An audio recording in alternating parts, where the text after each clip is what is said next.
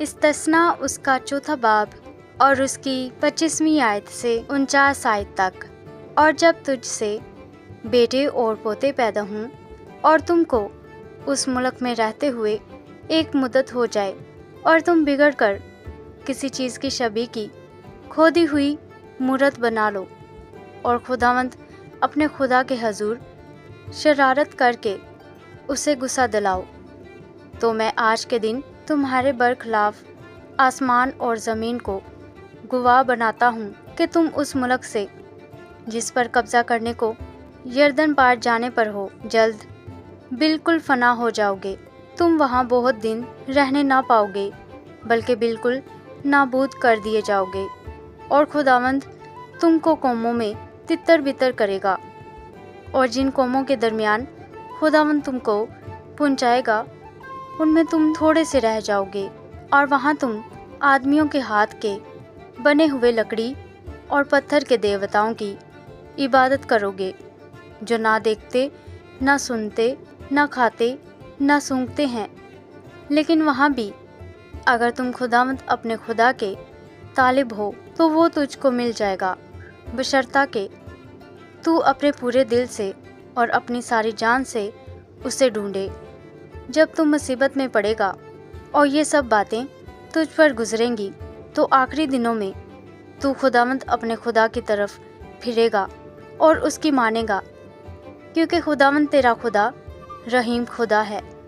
وہ تجھ کو نہ تو چھوڑے گا اور نہ ہلاک کرے گا، اور نہ اس عہد کو بھولے گا جس کی قسم اس نے تیرے باپ دادا سے کھائی۔ اور جب سے خداوند نے انسان کو زمین پر پیدا کیا تب سے شروع کر کے تو ان گزرے ایام کا حال جو تجھ سے پہلے ہو چکے پوچھ، اور آسمان کے ایک سرے سے دوسرے سرے تک دریافت کر کہ اتنی بڑی واردات کی طرح کبھی کوئی بات ہوئی یا سننے میں بھی آئی؟ کیا کبھی کوئی قوم خدا کی آواز جیسے تو نے سنی آگ میں سے آتی ہوئی سن کر زندہ بچی ہے؟ یا کبھی خدا نے ایک قوم کو کسی دوسری قوم کے بیچ سے نکالنے کا ارادہ کر کے امتحانوں اور نشانوں اور معجزوں اور جنگ اور زور آور ہاتھ اور بلند بازو اور ہولناک ماجروں کے وسیلہ سے ان کو اپنی خاطر برگزیدہ کرنے کے لیے وہ کام کیے جو خداوند تمہارے خدا نے تمہاری آنکھوں کے سامنے مصر میں تمہارے لیے کیے؟ یہ سب کچھ تجھ کو دکھایا گیا تاکہ تو جانے کہ خداوند ہی خدا ہے اور اس کے سوا اور کوئی ہے ہی نہیں۔ اس نے اپنی آواز آسمان میں سے تجھ کو سنائی تاکہ تجھ کو تربیت کرے، اور زمین پر اس نے تجھ کو اپنی بڑی آگ دکھائی، اور تو نے اس کی باتیں آگ کے بیچ میں سے آتی ہوئی سنی، اور چونکہ اسے تیرے باپ دادا سے محبت تھی اسی لیے اس نے ان کے بعد ان کی نسل کو چن لیا، اور تیرے ساتھ ہو کر اپنی بڑی قدرت سے تجھ کو مصر سے نکال لایا، تاکہ تیرے سامنے سے ان قوموں کو جو تجھ سے بڑی اور زور آور ہیں دفع کرے، اور تجھ کو ان کے ملک میں پہنچائے، اور اسے تجھ کو میراث کے طور پر دے، جیسا آج کے دن ظاہر ہے۔ بس آج کے دن تو جان لے اور اس بات کو اپنے دل میں جما لے کہ اوپر آسمان میں اور نیچے زمین پر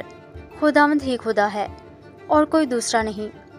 سو تو اس کے آئین اور احکام کو جو میں تجھ کو آج بتاتا ہوں ماننا، تاکہ تیرا اور تیرے بعد تیری اولاد کا بھلا ہو، اور ہمیشہ اس ملک میں جو خداوند تیرا خدا تجھ کو دیتا ہے تیری عمر دراز ہو۔ پھر موسیٰ نے یردن کے پار مشرق کی طرف 3 شہر الگ کیے،